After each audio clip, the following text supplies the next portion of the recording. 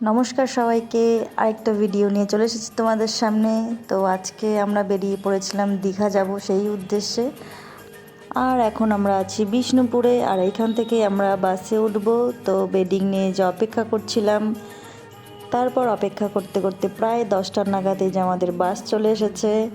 দেখতেই পাচ্ছ কি সুন্দর বাসটা। তো আমাদের ছিল স্লিপার সিট নেওয়া, আমরা ডবল সিটগুলো পাইনি, সিঙ্গেল সিট পেয়েছিলাম। তো এই যে আমি সিট নিয়ে নিয়েছি।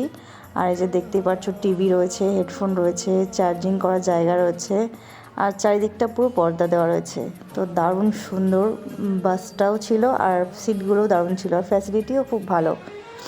তারপর আমি সব ঠিকঠাক করে নিয়ে যে শুয়ে পড়েছি। আর আমাদের এই যে বাসের সিটগুলোর লোকগুলো এখনও আসেনি, তারা পরের স্টপেজ থেকে উঠবে। তাই একটু তোমাদের দেখিয়ে দিচ্ছিলাম যে সিটগুলো কেমন, দেখো তোমরা। আর আমার সিটটা ছিল একদম ড্রাইভারের ক্যাবিনের পাশেই, দেখতেই পাচ্ছ।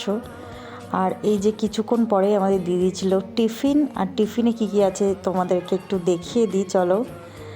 তো টিফিনে ছিল একটা বিস্কুটের প্যাকেট, একটা টিস্যু পেপার, একটা কেক, একটা ফ্রুটি।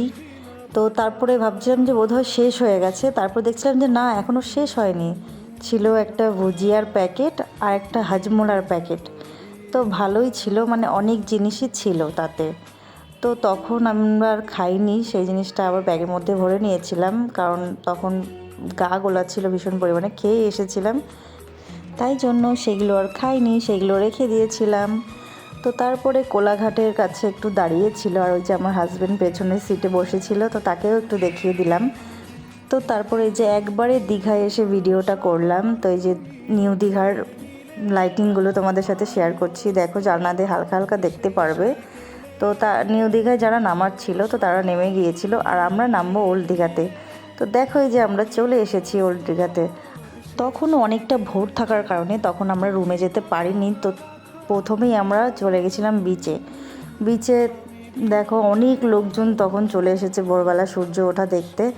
আর এই যে কুয়াশা, মানে এতটা কুয়াশা ছিল যে তখনও সূর্য উঠে পারেনি। তখন বাজে তো কটা, 5:30 মতন। তো তারপরে আমরা এই যে কফি নিয়ে নিয়েছিলাম, কফি খেয়ে আবার একটু বিচ দিয়ে ঘোরাঘুরি করছিলাম। কত লোকজন রয়েছে, আরও লোক পরে আসছিল। তো যারা বলছিলে যে শীতকালে দীঘায় কে যায়, তো একবার এসেই দেখো তোমরা যে শীতকালে সবাই দীঘায় আসে কি আসে না। তারপর আমরা এই যে রুমে চলে এসেছিলাম, দেখতে পাচ্ছ রুমটা খুবই ভালো ছিল, মানে খুব খারাপও না আবার খুব ভালোও না। তো আজকের মতো ভিডিওটা এই পর্যন্তই।